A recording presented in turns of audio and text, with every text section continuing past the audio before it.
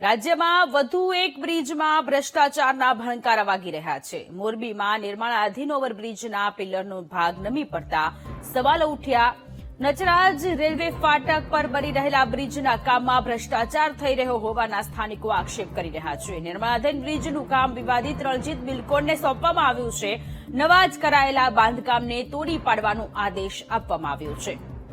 ભૂતકાળમાં પણ રણજીત બિલ્ડકોન આવી વિવાદોમાં ચૂક્યું છે. રોડમાં નબળી કામગીરીને લીધે રણજીત બિલ્ડકોનને એએમસીએ બ્લેકલિસ્ટ કરી હતી.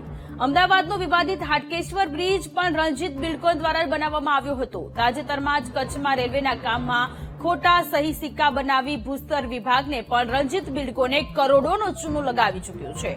ત્યારે કોના આશીર્વાદથી રણજીત બિલ્ડકોનને કોન્ટ્રાક્ટ મળી રહ્યા છે તે પણ અત્યારે સૌથી મોટો સવાલ થઈ રહ્યો છે.